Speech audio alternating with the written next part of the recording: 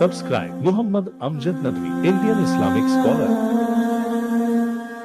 من الشيطان الرجيم بسم الله الرحمن الرحيم والذين تبوأوا الدار والإيمان من قبلهم يحبون من هاجر إليهم ولا يجدون في صدورهم حاجة مما أوتوا ويؤثرون على أنفسهم ولو كان بهم خصاصة ومن يوق شح نفسه فأولئك هم المفلحون والذين جاءوا من بعدهم يقولون ربنا اغفر لنا ولإخواننا الذين سبقونا بالإيمان ولا تجعل في قلوبنا غلا للذين آمنوا ربنا إنك رؤوف رحيم.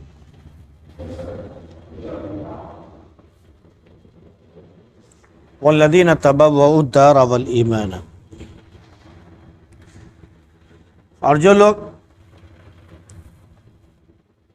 اپنے گھروں میں ٹھہرے ہوئے تھے اور ایمان پر قائم تھے اس سے پہلے ہی سے، وہ محبت کرتے ہیں ان لوگوں سے جو ان کے پاس ہجرت کر کے آئے، اور وہ اپنے دلوں میں کوئی تنگی محسوس نہیں کرتے اس چیز سے جو ان کو دیا گیا، اور وہ اپنے اوپر دوسروں کو ترجیح دیتے ہیں خواہ اس کے خود بہت زیادہ ضرورت مند ہو یا ان کے اوپر فاقہ ہو،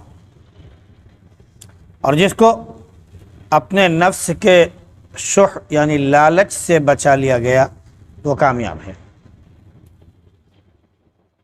اور جو ان کے بعد آئے کہتے ہیں کہ اے ہمارے پروردگار ہماری مغفرت فرما دے، اور ہمارے ان بھائیوں کی جو ہم سے پہلے گزر چکے ہیں ایمان کے ساتھ، اور ہمارے دلوں میں ان لوگوں کے لیے بیر اور نفرت نہ رکھ جو ایمان رکھتے ہیں، اے ہمارے پروردگار بے شک تو بڑا ہی مہربان نرمی کرنے والا ہے۔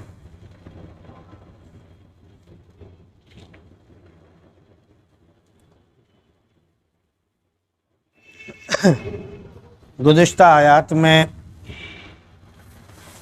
انصار اور مہاجرین کے درمیان جو مال فیض تھا اس کی تقسیم کا ذکر تھا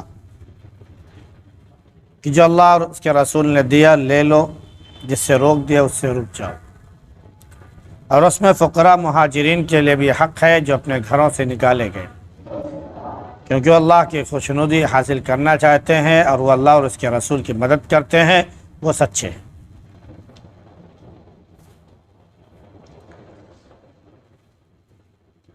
مہاجر اور انصار یہ مومنوں کے دو دھڑ تھے جو مدینے میں ایک تھے۔ صحابہ کرام جب مکے سے ہجرت کر کے آئے تو مدینے میں ٹھہرے، نبی کریم صلی اللہ علیہ وسلم نے مکے کے جو مہاجرین تھے ان کو مدینے میں موجود جو ایمان والے صحابہ تھے ان کا بھائی بنا دیا، اور انہوں نے خوشی بخوشی اسے قبول کیا، بلکہ اپنے بھائی کو حصہ دینے کے لیے وہ اتنا پیش تھے کہ نبی کریم صلی اللہ علیہ وسلم کی خدمت میں حاضر ہوئے اور عرض کیا کہ اللہ کے نبی صلی اللہ علیہ وسلم آپ ہمارے اور ہمارے بھائیوں کے درمیان ان باغات میں اور جائیداد میں اور کھیتوں میں آپ برابر حصہ بانٹ دیجئے۔ ساری زمین انصار کی تھی، لیکن مہاجر جو مکے سے ہجرت کر کے گئے ان کے لیے انہوں نے اتنی بڑی قربانی دی کہ اپنا سب کچھ میرے گھر میں سے آدھا بانٹ کر ان کو دے دیجئے، میری زمین سے بانٹ کر دے دیجئے، میرے باغات میں سے بانٹ کر دے دیجئے، ساری چیزوں میں سے آدھا آدھا کر ہمارے بھائیوں کو دے دیجئے۔ بلکہ یہاں تک انہوں نے پیشکش کر دی کہ اگر ہمارے پاس 4 بیویاں ہیں یا ہمارے پاس 2 بیویاں ہیں، ہمارا بھائی جس کو چاہے پسند کر لے، اس کو ہم طلاق دے دیں گے یا اس سے نکاح کر لیں۔ بعض نے شاید شادیاں کی، لیکن زیادہ تر تو یہی ہے کہ کسی نے ان کی طرف نگاہ بھی نہیں اٹھائی۔ اللہ کے نبی صلی اللہ علیہ وسلم نے ان کے اس ایثار کو دیکھا تو ایک فیصلہ فرمایا، وہ یہ تھا کہ آپ اپنی زمینیں اپنے پاس رکھیے، اس کی ہمیں ضرورت نہیں ہے۔ ہاں، جو اس میں سے فصل تیار ہوگی، باغ سے جو کھجوریں تیار ہوں گی، ان کو ہم آپ کے بھائیوں کے درمیان تقسیم کر دیں گے۔ وہ اس پر بھی راضی ہوئے۔ ورنہ زیادہ تر صحابہ کے بارے میں آتا ہے کہ انہوں نے اپنے بھائیوں سے، جو انصار صحابہ تھے، ان سے یہ کہا کہ ہمیں آپ کے مال جائیداد دیگر تمام چیزوں میں کہیں پر کوئی حصہ نہیں چاہیے، بس ہمیں سر چھپانے کے لیے جگہ مل گئی، ہمیں تو بس صرف بازار کا راستہ دکھا دیجئے، ہم انشاءاللہ وہیں سے اپنی ضرورت پوری کر لیں گے۔ تو چونکہ وہ تاجر تھے، تاجر قوم تھی، ہر جگہ وہ تجارت ان کے گٹے میں کہہ لیجئے پڑی ہوئی تھی، لہذا وہ بازار میں گئے اور اپنا لینا دینا، خرید فروخت انہوں نے شروع کی۔ دیکھتے دیکھتے مہاجر صحابہ بھی وہاں پر مالدار ہو گئے۔ لیکن بہرحال انصار کا بڑا اس میں ایثار اور ان کی قربانی رہی ہے۔ ایک موقع پر جب مال فیء آیا، اللہ کے نبی صلی اللہ علیہ وسلم نے ایک صحابی کو کہا کہ جاؤ تم اپنے قبیلے والوں کو بلا لاؤ۔ تو نے کہا اللہ کے نبی کیا ہم صرف خاص اپنے قبیلے کو؟ کہا نہیں، تمام مدینے کے انصار کو۔ تو قبیلے اوس، قبیلے خزرج، جو اور ان کے تھے دیگر تمام، ان سب کو بلایا گیا۔ اللہ کے نبی صلی اللہ علیہ وسلم نے ان کے درمیان خطاب فرمایا، اور خطاب کے بعد فرمایا کہ میں یہ تمام مال مہاجرین کو دیتا ہوں۔ صرف 3 مدینے کے صحابہ تھے جن کو اللہ کے نبی صلی اللہ علیہ وسلم نے مال فیء میں سے عطا فرمایا۔ آپ صلی اللہ علیہ وسلم نے ان سے ایک بات بھی پوچھی اور کہا کہ اگر تم لوگ یہ چاہتے ہو کہ اس مال فیء میں سے تم کو برابر کا ہم حصہ دیں تو ہم تم کو برابر کا حصہ دیں گے، لیکن ایک بات یاد رہے کہ آپ کی تمام چیزوں میں سے آپ کے بھائیوں کو برابر کا حصہ ملے گا۔ صحابہ کرام رضی اللہ تعالی علیہم اجمعین جو انصار تھے، انہوں نے آپس میں مشورہ کیا اور اللہ کے نبی صلی اللہ علیہ وسلم کی خدمت میں حاضر ہو کر عرض کیا کہ اللہ کے نبی صلی اللہ علیہ وسلم، آپ ہمارے درمیان جو فیصلہ فرما دیں ہمیں ہر فیصلہ منظور ہے۔ آپ ہم سے یہ فرما رہے ہیں کہ ہم اس مال فیء میں سے ہم انصار کو بھی، جو مدینے کے صحابہ ہیں، ان کو بھی حصہ دیں گے، لیکن جو ان کے پراپرٹی جائیداد وغیرہ ہے اس میں سے مہاجرین کو برابر کا حصہ ملے گا۔ اللہ کے نبی صلی اللہ علیہ وسلم، آپ یہ مال فیء تمام مہاجر صحابہ میں، مکہ کے صحابہ کے درمیان تقسیم کر دیجئے، اور ہمارے مال میں سے جتنا چاہیں آپ ان کو برابر کا حصہ دے دیجئے، ہمیں کوئی اعتراض نہیں۔ آپ صلی اللہ علیہ وسلم بہت خوش ہوئے اور موقع پر فرمایا کہ تمہاری اس ایثار کو دیکھ کر مجھے لگتا ہے کہ کہیں کوئی چیز تمہارے اوپر فرض نہ ہو جائے، اگر تمہارے لیے کوئی کمی پڑے تو آخرت کے دن ہم سے لے لینا، اگر تمہارا حق کہیں مارا جائے تو آخرت میں مجھ سے لے لینا۔ یہ ان کا ایثار تھا، ان کی قربانی تھی جو انہوں نے مہاجر صحابہ رضی اللہ تعالی علیہ اجمعین کے لیے دیا، اور اپنے دلوں میں کوئی تنگی محسوس نہیں کی کہ ہم دیں گے تو ہمارا یہ ہو جائے گا، ہمارا یہ نقصان ہو جائے گا، بلکہ اپنے اوپر انہوں نے دوسروں کو ترجیح دی۔ جہاں تک اپنے اوپر دوسروں کو ترجیح دینے کی بات ہے تو بہت سے واقعات بھی پیش آئے۔ ان میں سے ایک واقعہ یہ بھی تھا کہ ایک صحابی اللہ کے نبی صلی اللہ علیہ وسلم کی خدمت میں حاضر ہوئے اور مال فیء تقسیم ہو رہا تھا۔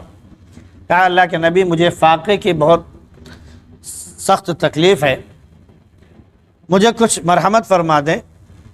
آپ صلی اللہ علیہ وسلم نے اپنے گھر میں بھیجا کہ جاؤ دیکھو اگر کچھ ملے تو لاؤ ان کو کھانا کھلاؤ۔ گھر میں بھیجا گیا، تو معلوم ہوا کہ پانی کے سوا کچھ نہیں ہے۔ آپ صلی اللہ علیہ وسلم نے اعلان کیا کہ میرے اس مہمان کی مہمان نوازی کون کرے گا؟ ایک صحابی کھڑے ہوئے جن کا نام ابو سلمہ ہے، انہوں نے کہا اللہ کے نبی ہم آپ کے اس مہمان کی مہمان نوازی کریں گے، اور ان کو ساتھ گھر لے کر گئے اور اپنے بیوی سے کہا کہ دیکھو جن کا نام ام سلمہ ہے، دیکھو گھر میں جو کچھ بھی ہے یہ اللہ کے نبی کے مہمان ہیں، اس لیے کوئی چیز چھپانا نہیں، جو کچھ ہے سب کچھ ان کی خدمت میں لا کے دے دینا، سبھی کھائیں گے۔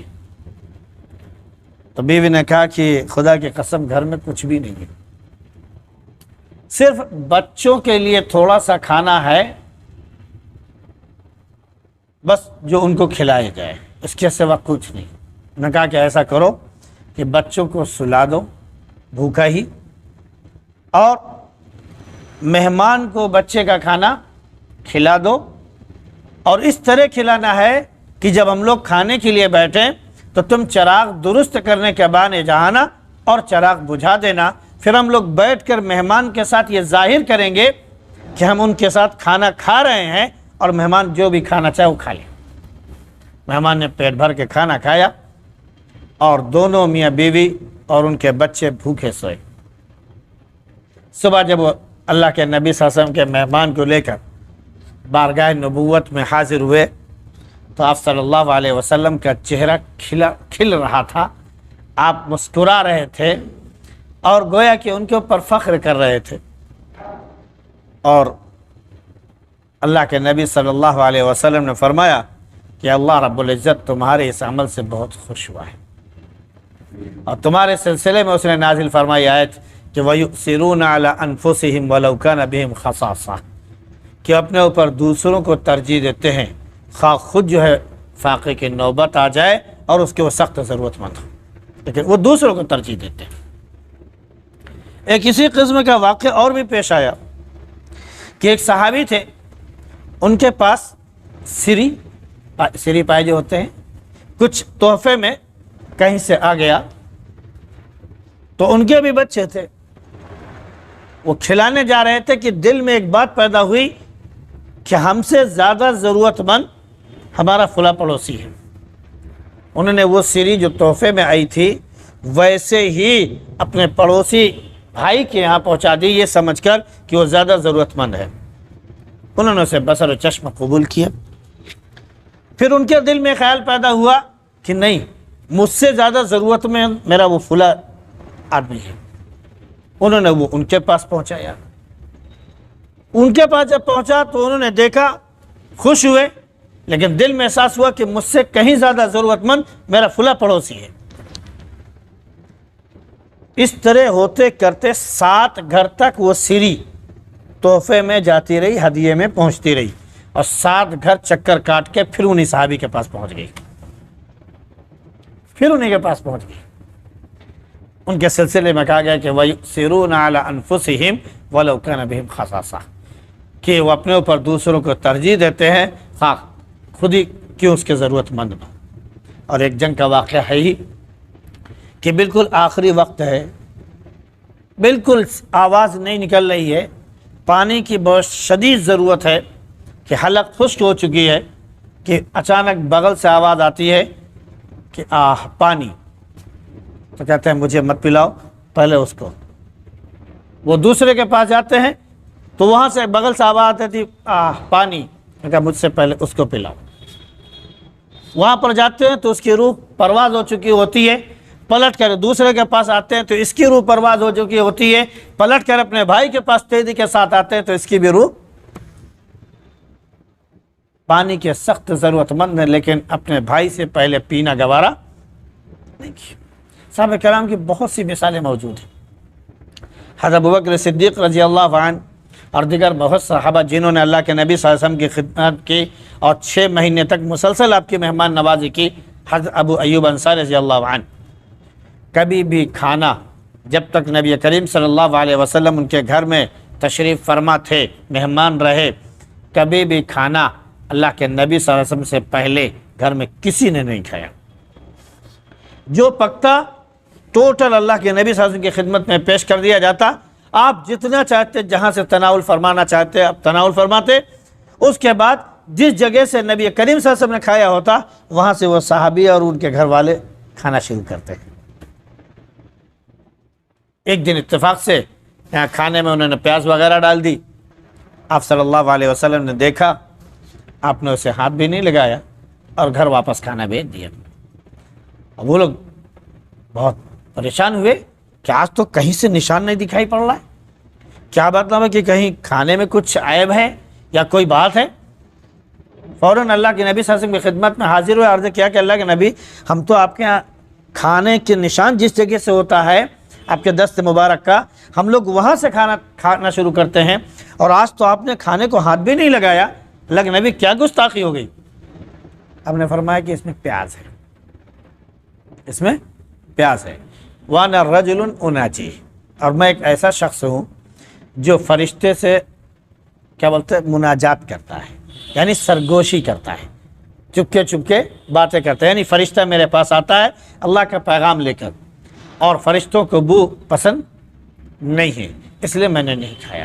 جہاں تک تم لوگوں کی بات ہے فَمَا أَنْتُمْ فَكُلُوا, جہاں تک تم لوگوں کی بات ہے جاؤ کھاؤ. اللہ کے نبی صلی اللہ علیہ وسلم نے اجازت دی. اس کا مطلب یہ نہیں کہ پیاز ہم نہیں کھا سکتے, کھائیں گے, اجازت ہے, حکم ہے, کھا سکتے ہیں. ہاں کچی پیاز کھا کر مسجد میں نماز وغیرہ کے لیے نہ آئے کہ اس کی وجہ سے جب بتا اوقات ڈکار آتی ہے تو اس کی ایسی بو ہوتی ہے کہ آس پاس والے بھی اس کو محسوس کرتے ہیں. اس لیے کچی پیاز کھا کر مسجد نماز پڑھنے, ہاں گوشت میں جیسے ڈال دی جاتی ہے کہ وہ پک گئی, مچھلی میں ڈال دی گئی یا پک گئی, یا جو بھی مسالے دار چیز بنائی گئی اس میں وہ بالکل پیاز پک گئی تو وہ بو بالکل ختم ہو چکی ہوتی ہے, وہ کھانے آنے میں کوئی پریشانی نہیں ہے. اور بقیہ کھانا چاہیں جو کھائیں, اس کے جو فوائد ہیں وہ اپنی جگہ. پھر فرمایا کہ جو اپنے نفس کے شح سے, لالچ سے بچا لیا گیا وہ حقیقت میں کامیاب ہے. نفس کا شح کیا ہے